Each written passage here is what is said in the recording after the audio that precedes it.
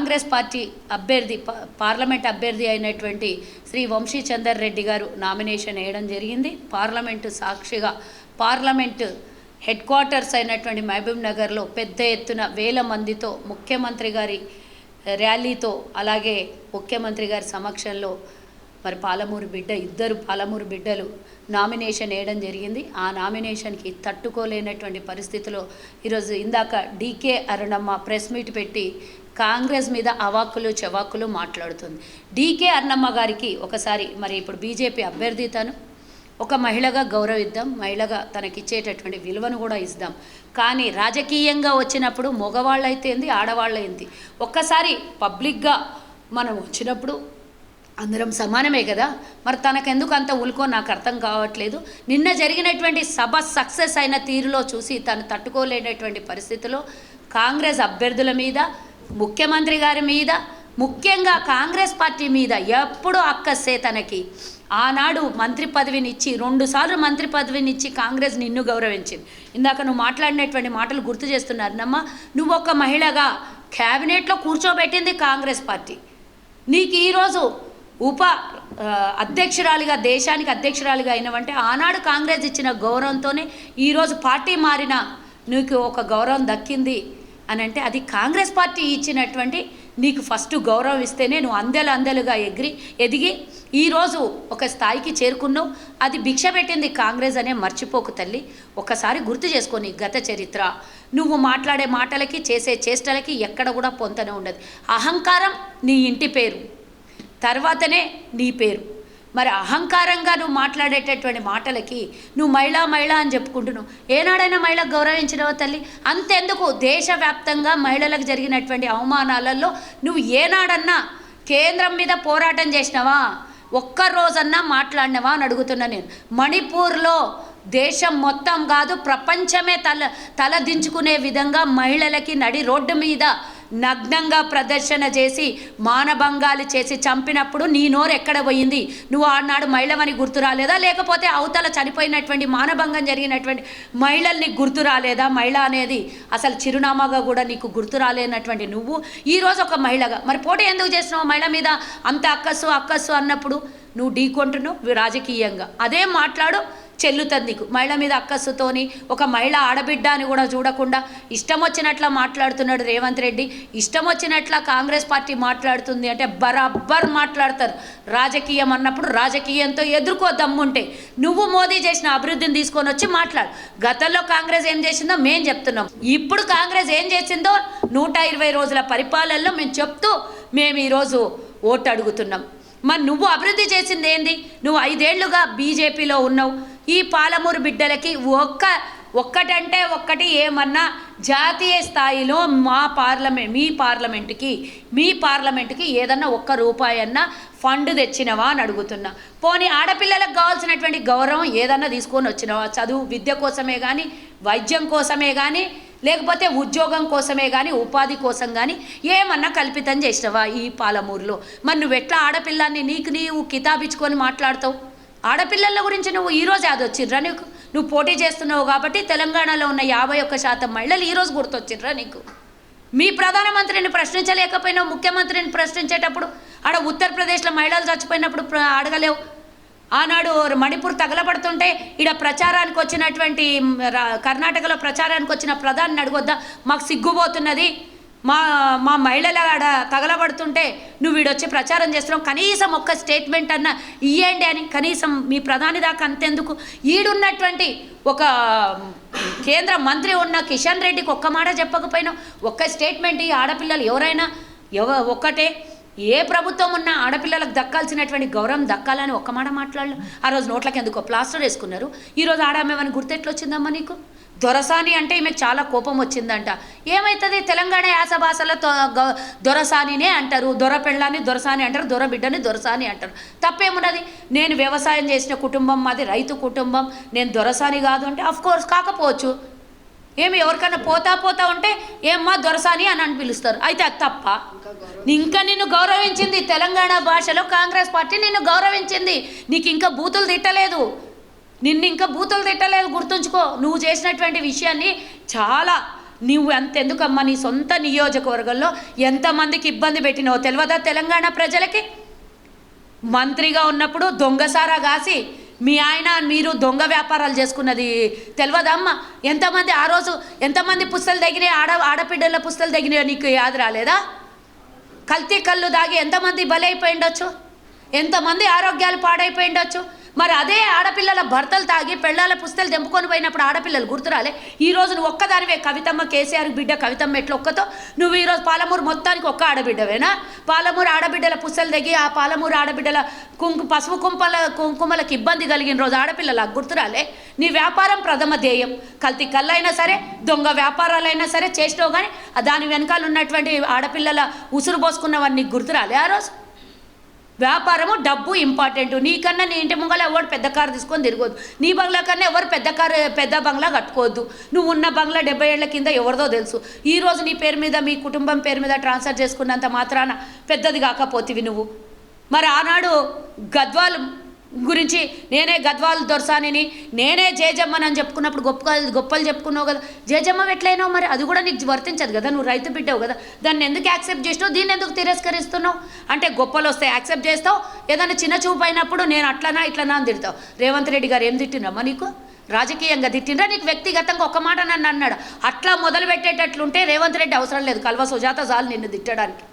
నువ్వు కాంగ్రెస్కు ద్రోహం చేసిపోయినావు, కాంగ్రెస్కి అన్యాయం చేసిపోయినావు, పదవులు అనుభవించి కాంగ్రెస్ కష్టాల్లో ఉంటే ఉరికిపోయినావు పార్టీని విడిచిపెట్టి. సోనియా గాంధీ ఇచ్చిన తెలంగాణని అవమానించి నువ్వు పార్టీని, సోనియా గాంధీని అవమానించి పార్టీలకే వెళ్ళిపోయాను. అప్పుడు సోనియా గాంధీ తల్లి ఆడపిల్లలాగా యాద రాలేదమ్మా నీకు? మరి ఈరోజు మాట్లాడుతున్నావు ఆడపిల్ల మాట్లాడితే ఆడపిల్ల అంటున్నావు. దేనికి ఆడపిల్ల? రాజకీయంగా వచ్చినావు, మగ ఆడ ఒకటే, తేడా లేదు, అది గుర్తుంచుకో. ఇంకా మగవాళ్ళు అంటే వేరే యాంగిల్లో ఉంటుండే ఆన్సర్లు మీకు మా నాయకులు మాట్లాడేది.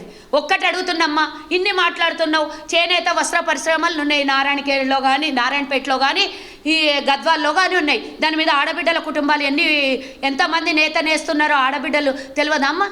మరి ఈరోజు 12% కేంద్రం ఈరోజు దాని మీద వసూళ్లు చేస్తుంది, 12% మరి ట్యాక్స్ విధిస్తుంది. దాని గురించి ఎందుకో నోరెత్తి మాట్లాడలేవు. అప్పుడు ఆడపిల్లలు గుర్తురాలే? ఆడపిల్లల సంసారాలు గుర్తురాలే నీకు?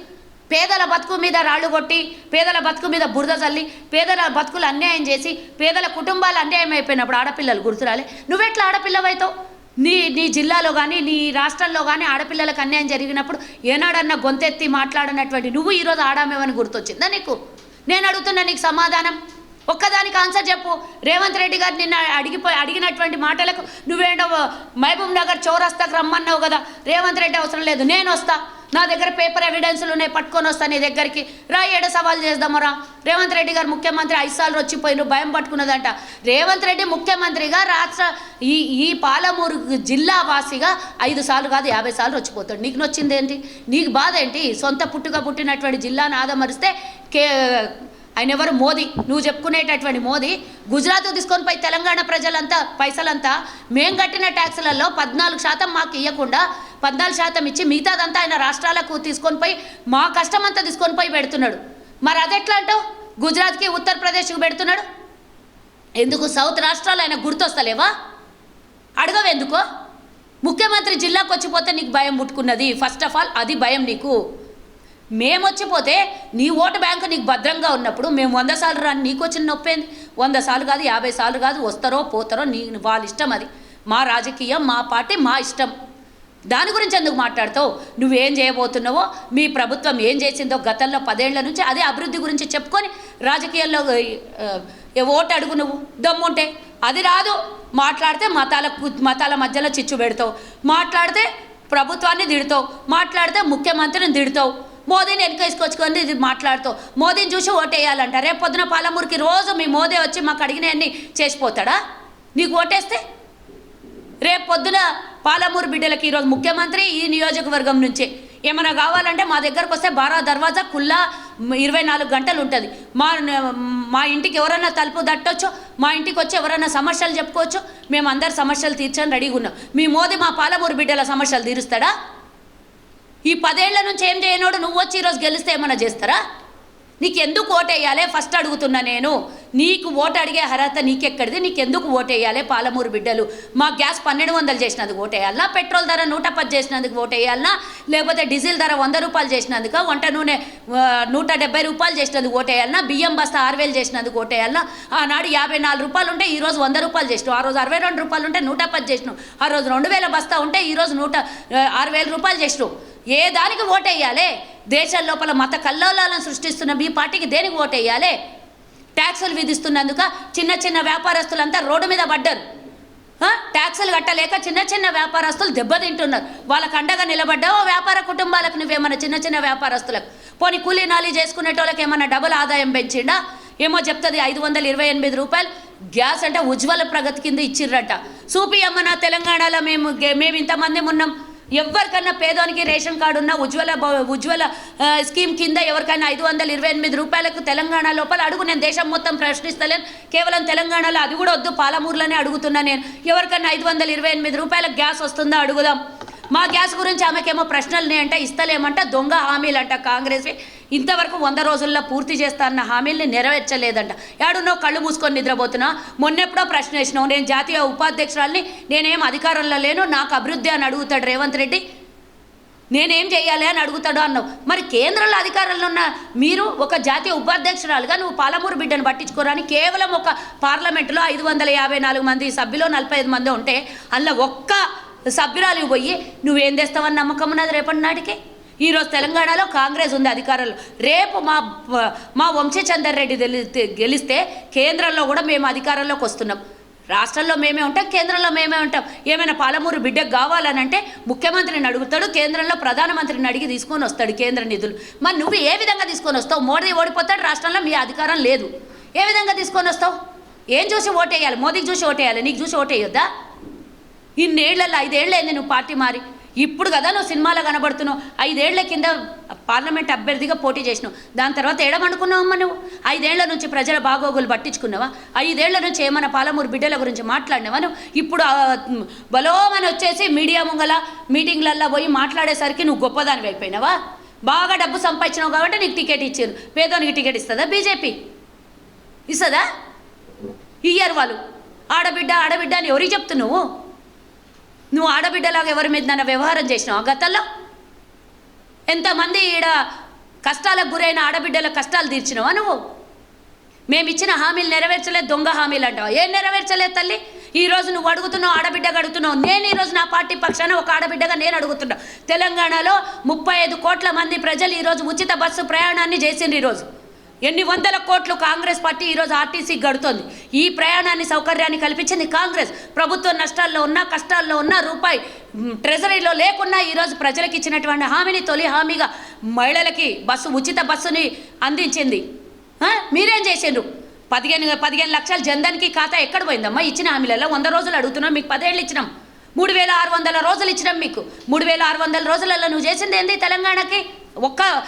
మా తెలంగాణకు రావాల్సిన ఉద్యోగ వాటా ఎంత? 2 కోట్ల ఉద్యోగాలు రావాలి సంవత్సరానికి. మీ మోదీ చెప్పినట్టే 2 కోట్లు ఇంటూ 10 సంవత్సరాలు 20 కోట్ల ఉద్యోగాలు. 20 కోట్లు డివైడెడ్ బై 28 రాష్ట్రాలు. 28 రాష్ట్రాలు డివైడెడ్ బై తెలంగాణ రాష్ట్రంలో పాలమూరు బిడ్డలకు రావాల్సినటువంటి వాటా ఎంత? ఒక్క ఉద్యోగమైనా ఇప్పించినవా కేంద్రం నుంచి? సెంట్రల్ ఉద్యోగం ఏదన్నా చూపి నాకు.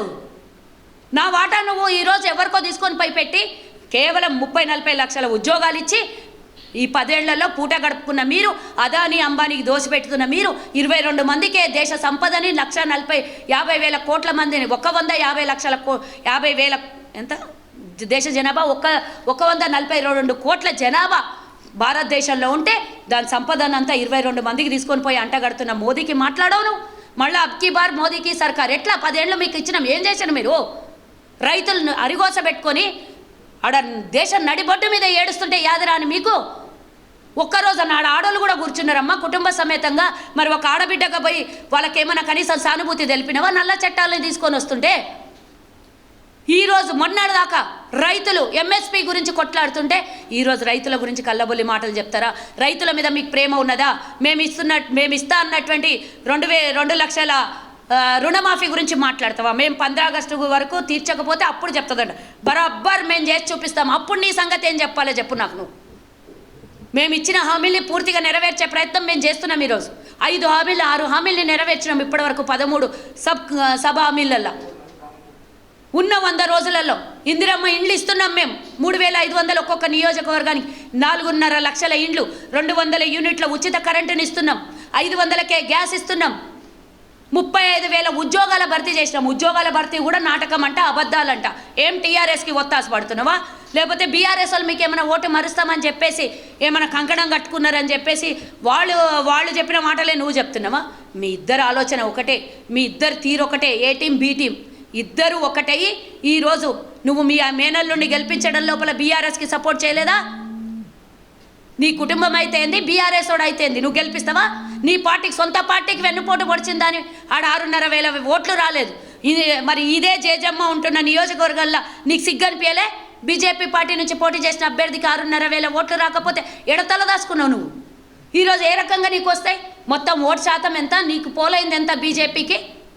ఏ నుంచి గెలుస్తామనుకున్నావు? ఓటమి భయం పట్టుకొనే ఈరోజు డీకే అన్నమ్మ కాంగ్రెస్ పార్టీ మీద, మా అభ్యర్థి మీద, ముఖ్యమంత్రి మీద, ప్రభుత్వం మీద 24 గంటలు బురద జల్లే ప్రయత్నం చేస్తుంది. ఈ డ్రామాలు ఆపు. అరుణమ్మ, నువ్వు కేంద్రంలో మీరు చేసిన అభివృద్ధి ఏమన్నా ఉంటే అది తీసుకొని వచ్చి మాట్లాడు. ప్రశ్నించేది ఉంటే సూటిగా ప్రశ్నించు మా ప్రభుత్వాన్ని.